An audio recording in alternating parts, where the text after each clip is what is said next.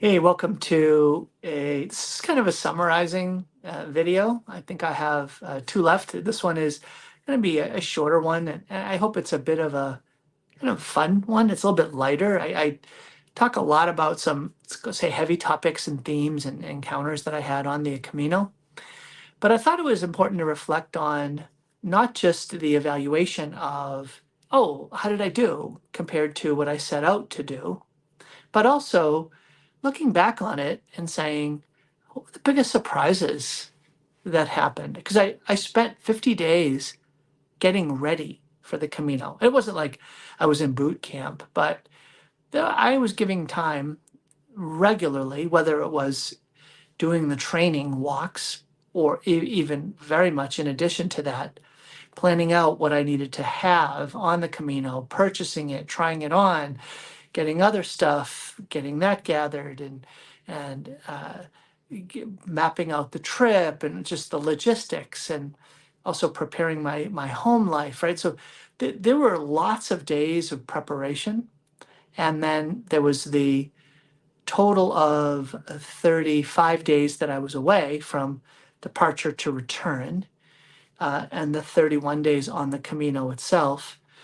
And I thought, it'd be important to reflect on, like, what were the surprises that came out of this trip for me, having anticipated that it was going to be in a certain way during those 50 days of preparation. Not a bad thing to stop and reflect like that. So this is, I'm not saying that there's going to be a tremendous amount of like deep spiritual insight here, but I think it'll be a little bit fun, a little bit, I think, fleshing things out for you a little bit more on the way I lived my Camino. And then it actually prepares me for my final reflection, which is living life after the Camino. What am I doing? And so that'll be my final reflection, and I'll share that one next. And then I'll move forward from there to continue offering daily live streams with you all on other topics of faith. And I'm committed to praying the Rosary. Finally, maybe that will be one of the fruits of the after Camino life. Okay, so biggest surprises. Well, I think I probably have at least 20. So again, they're going to be shorter. I'd say this, that probably the biggest surprise was that I had heard and watched so many videos and read about communal meals, that you stay in these albergues, dormitories, and then there are these big meals where a whole bunch of folks come together and share a meal during the Camino. I did that a total of 0 times, not even once. Well, in part because I never stayed in an albergue. The closest experience was I stayed in a hostel and they had a dinner for the 6 of us, or the 4 of us, a grand total of 4 of us that were at the hostel, and we sat at 2 different tables. So that was the biggest thing I had to a communal meal. Though I saw on any number of occasions groups of 6, 8, 10 people that were hiking together on the Camino. I think I did sit at a table one time with 4 people, and briefly, that kind of thing. So yeah, really and truly, that aspect of things was not part of my journey.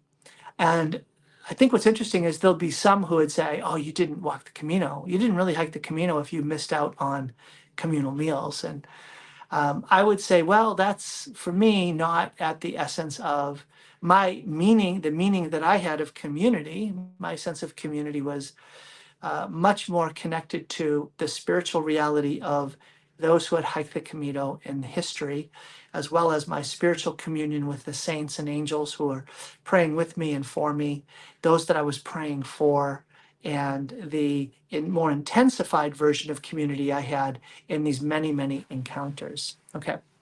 Second was the small number of times I went to Mass. That is a little bit to my shame. Maybe shame's too strong of a word. I would just say disappointment.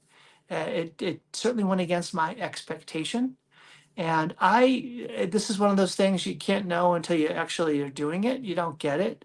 And that is how long my walks would be in terms of the hours they would take, and then the impact it would have on my body, and especially in the early couple of weeks. And so my need to recover at the end of those days, and then combined with the number of occasions where I would end up in a town where they didn't have mass. So there were many times where I missed mass, not because I chose not to go, but because it wasn't happening in the town I ended up in. With all that said, and I've already shared with you during the couple of times on these reflections, I missed as well because of my own negligence or my own just a lack of will in the moment a couple of times. So especially for those times, I have a sadness. All right, third, the number of rainy days. I watched these videos, did the research on what was the weather like in September hiking the Camino, and there was a like reference to the fact that it would be mostly sunny and that you may get a couple of days of rain, maybe as many as 4 days of rain. I think I had probably double that. So I think that's probably a fair estimate. So that was a surprise to me. Uh, Fourth, and this is connected a bit to that, there were things that I bought that were considered essential equipment for the Camino that I never used. Never used. Sunglasses, sunscreen, and lip balm. And you see a little bit of a theme there. Because I didn't have a string of very hot, sunny days where the sun was beating down on me, I didn't end up needing sunscreen or sunglasses or lip balm. I wondered about the sunglasses because I'm walking west to east, and the way the sun rises, the sun was typically going to be at my back until early mid afternoon, and so things I didn't use. What a surprise! I didn't expect that. Again, based on all these preparation and training videos that I had. Okay, next.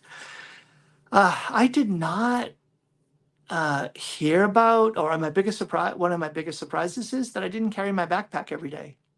That I ended up after day 3 getting a day pack and essentially used the day pack for the rest of my trip with only 2 exceptions. On only 2 other days, including the last day where I didn't have an option, I really then only carried my backpack one other day, and that was for a shorter stage. And how impactful that was. What a surprise. I did not expect that. So it's just one of those things that I would have expected more insight into in the training and preparation.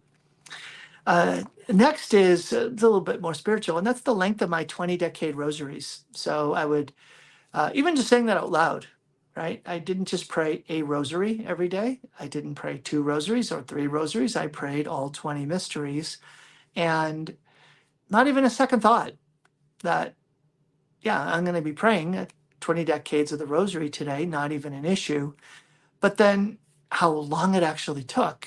Because when I would pray the 20 decades of the rosary at home, like if I was driving on a trip, it would take me about an hour. And so when it would take me 2.5 hours to do it, that was, if I was told in advance, Tom, you're going to be praying every day for 2.5 hours, and what you're going to be doing during those 2.5 hours or longer is praying 20 decades of the rosary. I'd say, well, am I doing it backwards? Am I doing it in Latin? I mean, why is it taking so long? That would have been my that would have been my answer. All right. The next what a big surprise. I never pulled my calf muscle on my right leg. The biggest like physical concern that I had walking the Camino was my right calf muscle. I had done a very serious pull of that muscle like 3 or 4 years ago, and it required some serious physical therapy over a year ago, and it it hasn't fully recovered its strength. And I'm like, if I pull this muscle, because I had pulled it since the original pull, I'm done. Like this is it's almost checkmate, game over kind of thing.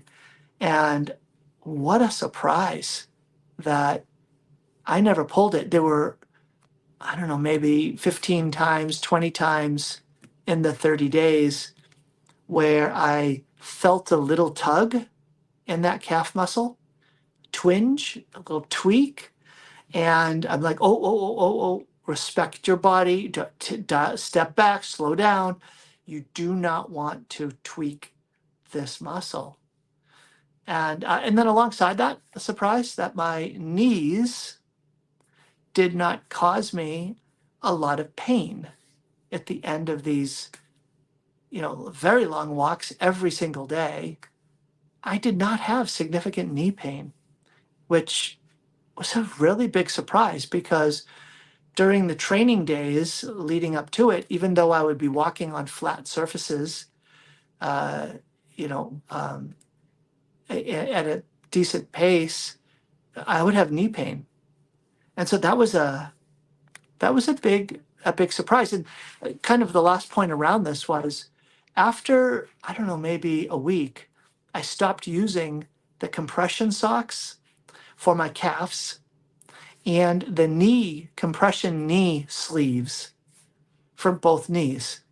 When I started, I kind of hate to admit this out loud, I had on two compression socks, no, calf muscle compression sleeves per calf. So I had two on my right, two on my left, keeping them tight, tight, tight, as well as the knee compression sleeves. So I was a gimpy man when I started. And yet after, I don't know, like probably a week, I I stripped less and less and then went without for the great majority of the trip. That was a surprise. Alongside that was the other surprise where I dislocated not one ankle, but both ankles. I didn't sprain them, I dislocated them. And you've heard the stories. That was a surprise. The first one was less of a surprise. The second one was definitely a surprise. The next surprise was the momentum I got in fasting. So I don't know, maybe I was 2 weeks in and I realized, wait a minute, I'm eating quite a bit on this Camino. I'm eating like chocolate croissants, and I'm putting sugar in my coffee in the morning. I'm having bread and egg sandwich and during the day, and then I'm having beer and a pilgrim's meal and bread in the evening. And even though I'm doing all of this walking, it's like I'm burning off all these calories. So I'm like, wait a minute, this is not going to get me to my goal. This 10x vision of losing weight, I'm not going to get there if I'm eating this much food. And so the momentum to give up sugar, give up alcohol was immediate and didn't struggle with it.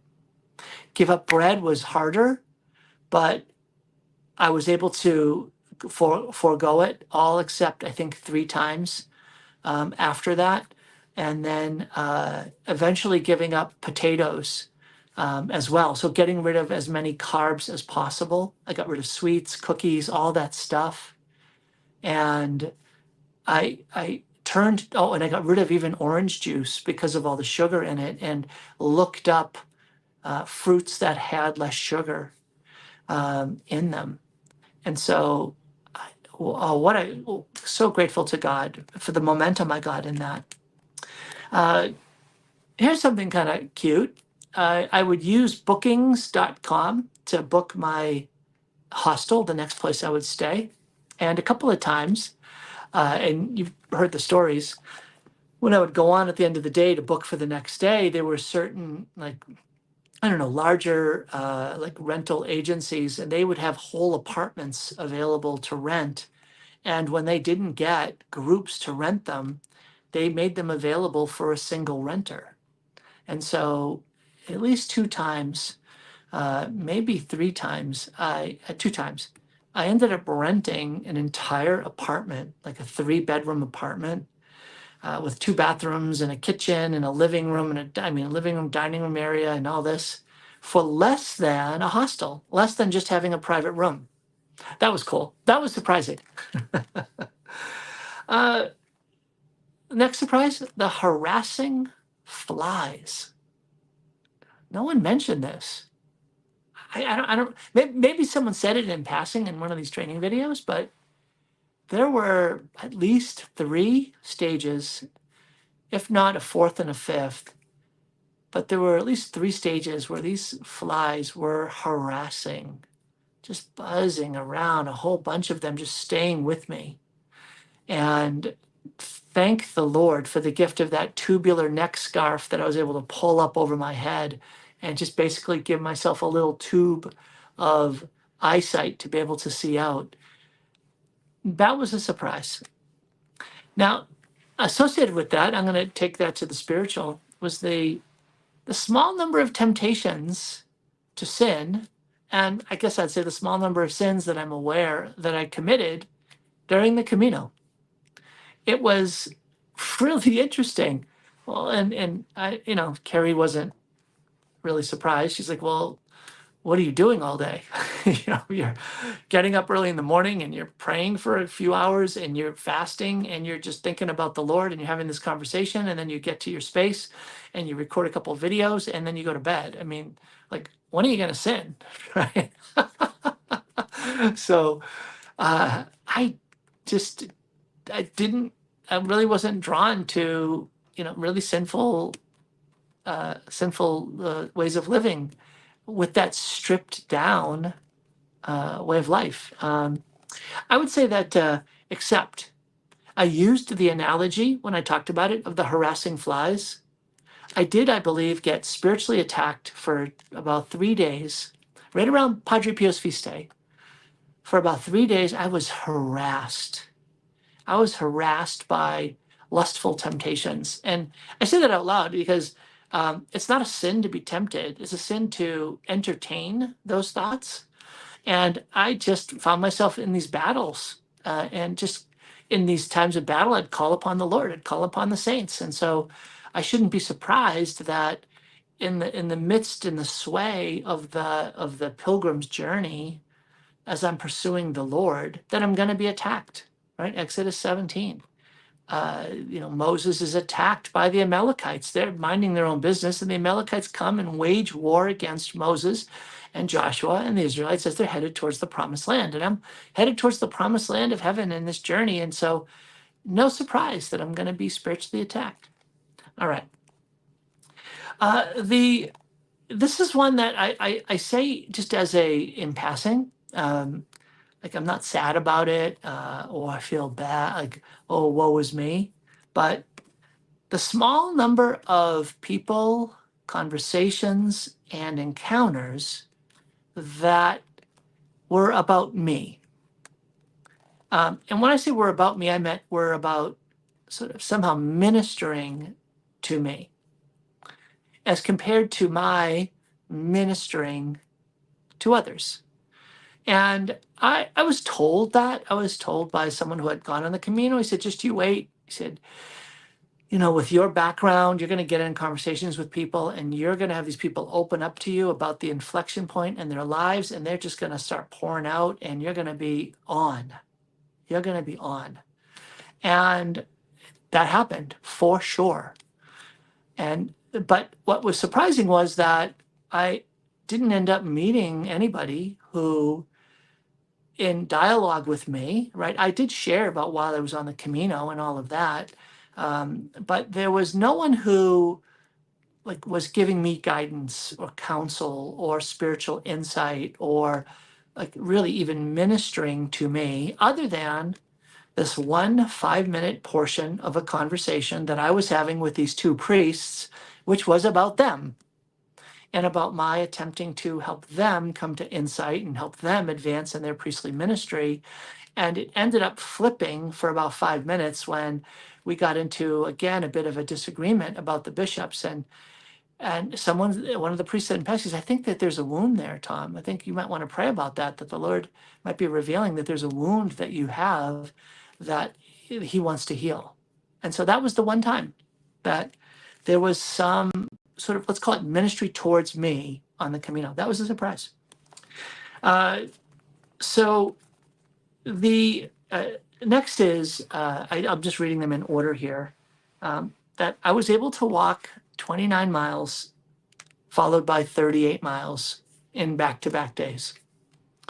And those were the last 2 full days, right? That, if I was told that in advance, like, hey, Tom, here's how your Camino actually just might work out, and saw the map out of miles that I actually walked over the course of these 31 days with the 3 rest days. So the 28 days of walking, and saw at the end 29 miles and 38 miles, I would have said, yeah, that is totally unrealistic. So that was a surprise. Next, that I had so little attraction toward tourist-like activities. Walking the Camino, it was routine for me to see folks like stepping off the path and going into this old, like, oh, here's an old hermitage, or here's an old church, or here's an old museum, and or getting to town and then checking out the town and going and seeing certain sort of, here's a castle and here's this. Was not attracted to that. And I think part of it was I lived for 3 years in Rome and I've traveled around Europe quite a bit. So these things weren't really new to me. And so the fact that they were on the Camino didn't really elevate them to a place where I was like, I need to go see that. The next thing is how bad or poor or difficult or treacherous so many of the early and later stages were. That the hiking stages of going up hills and down hills and through woods. Again, I'd watched these training videos and they talked more about, oh, it's hard, it's steep, it's long. No one was mentioning how treacherous they were. And that was a surprise to me, how a handful, at least 5 of these stages had really difficult to navigate trails to walk on. And something I was very sensitized to a couple of times because I was walking with dislocated ankle, and a couple of times because I didn't want to dislocate or sprain my ankles. So what a surprise. How much more attuned I am to God's timing, to divine appointments. The number of encounters that I ended up having that only occurred because of these very narrow windows of 5 seconds, like seconds, that if it was seconds one way or the other, it wouldn't have happened. And that just was so cool to me, that the Lord just ordains and providentially establishes these things in ways that, like, I'm shocked that the Lord has such a capacity to be able to do that. And then I also was surprised at the increased sensitivity I had to the promptings of the Holy Spirit regarding things like, go talk to that person, go sit over here, turn around and go that way. That happened a number of times. And as the Camino went on, the supernatural became more natural. I became more sort of supernaturally alert to those moments of prompting happening within. All right. Just a few more. All right, next. One of my biggest surprises is how poorly I slept. And, bad mattresses, bad pillows, bad, the temperature in the room or the environment that I was sleeping in, the lights, the darkness. Um, so that was again something that I was a bit surprised by, that people, when they talked about being in private rooms, they very rarely would say, "Oh yeah, I had a terrible night's sleep." Um, and then just really the number of times I woke up, I would wake up 2 to 4 times a night, even when I did sleep, and then how few hours I slept per night. Surprising. Now maybe that's again because of the focus of my of what got into my body, that I just didn't. Maybe I just didn't need as many hours of sleep. Uh, I, I'm surprised at how many electric bikes were used on the Camino, because riding a bike is a way that you can complete the Camino. But when you have an electric bike, come on, are you kidding me? That that was a surprise to me. And then, I guess I'll just toss this one in. I've said it. I kind of implied it a few times, how many gaps there were in the training videos. You have these people who have done these trips so much, and have done all these videos on all these different aspects of the Camino, and yet so many gaps in things like, how do you eat during the Camino, right? In terms of food in the morning, food in a day pack, emphasizing the things like have a day pack versus carrying your backpack kind of thing, and how treacherous the trails were, right? All these different things. I'm surprised how many gaps there were in these channels that are producing all of these videos. All right, and then the last one. I think probably, I don't know if it was my biggest surprise, was how few Catholic pilgrims there were walking the Camino. And I'm just saying that anecdotally because of all the people I met. There were so few. I'm thinking 2, 4. There were the 3 priests and then maybe 4 other people that were consciously, intentionally Catholic, walking the Camino for conscious, intentionally Camino-like pilgrim ways. That's it. Compared to all the other people that I met along the way, who came from all these far-flung backgrounds and who were basically following what was just sort of this kind of common idea that your Camino is your Camino and it means whatever you want it to mean. And versus, why don't you just give yourself some space to discover what the Camino has meant to so many, and potentially let it mean that for you too. At least embrace that as a potential framework, or at least a portion of meaning for what that Camino is. So that was a surprise to me as well. Well, there you go. Those are my surprises. And I just want to say that sometimes in our lives, we can do tons of work to prepare for a significant reality in our lives. And then we go through that reality. And then when we reflect and come out the other side, it's like, you know what? Despite all my best efforts to prepare, there were a whole bunch of things that happened that just stand outside of really any kind of preparation. You just have to live through it. So, well, there you go. Those are my reflections.